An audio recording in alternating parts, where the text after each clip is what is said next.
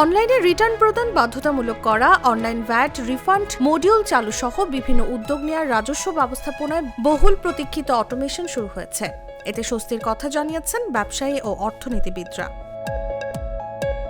জাতীয় রাজস্ব বোর্ড জানিয়েছে, ভ্যাট ও শুল্ক খাতে আরও বেশি ডিজিটাল করার উদ্যোগ নেওয়া হয়েছে। তা সম্ভব হলে কর ফাঁকি রোধ করা সম্ভব হবে, কমবে গ্রাহক হয়রানি। সংশ্লিষ্টদের দাবি, অনলাইনে রিটার্ন বাধ্যতামূলক করার ফলে এবছর রিটার্নধারীর সংখ্যা বাড়বে। 2025-26 অর্থ বছরে এখন পর্যন্ত 20 লাখের বেশি করদাতা অনলাইনে তাদের ই-রিটার্ন জমা দিয়েছেন। গেল আগস্টে 5 ধরনের করদাতা ব্যতীত সব করদাতার জন্য অনলাইনে আয়কর রিটার্ন জমা দেওয়া বাধ্যতামূলক করে এনবিআর। দেশে বর্তমানে 1,12,00,000-এর মতো কর শনাক্তকরণ নম্বরধারী আছেন। তাদের মধ্যে প্রতি বছর মাত্র 40 লাখ টিআইএনধারী রিটার্ন দাখিল করেন। গত বছর নির্দিষ্ট এলাকার অধিক ক্ষেত্রের ব্যক্তি করদাতা, সারা দেশে ব্যাংকে কর্মরত কর্মকর্তা কর্মচারী এবং কয়েকটি বহুজাতিক কোম্পানির কর্মকর্তা কর্মচারীর জন্য অনলাইনে রিটার্ন দাখিল বাধ্যতামূলক করা হয়। সেই সময় 17 লাখের বেশি করদাতা অনলাইনে রিটার্ন দাখিল করেছিলেন।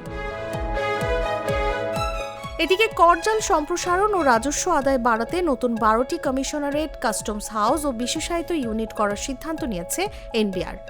এসবের আওতায় এনবিআর-এর কাস্টমস ও ভ্যাট অনুবিভাগে মোট 3,597টি নতুন পদ সৃজন করা হয়েছে। এ বিষয়ে নাম প্রকাশে অনিচ্ছুক এনবিআর-এর ঊর্ধ্বতন এক কর্মকর্তা বলেন, এ পুনর্গঠনের মাধ্যমে পরোক্ষ কর আহরণের প্রাতিষ্ঠানিক সক্ষমতা বাড়বে।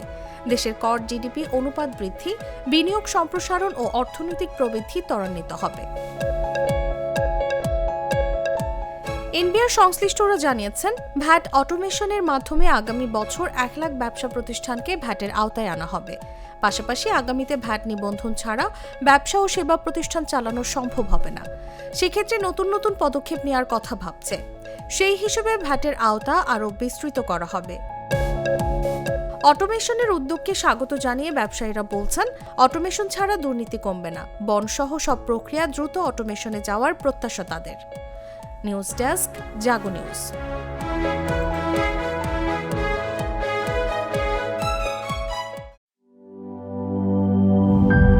গ্লিটারের টুইন লেমন ও অ্যান্টিব্যাকটেরিয়াল ফর্মুলা বাসনকে চকচকে জীবাণুমুক্ত করে আমাদের দেয় গ্লিটার গ্যারান্টি।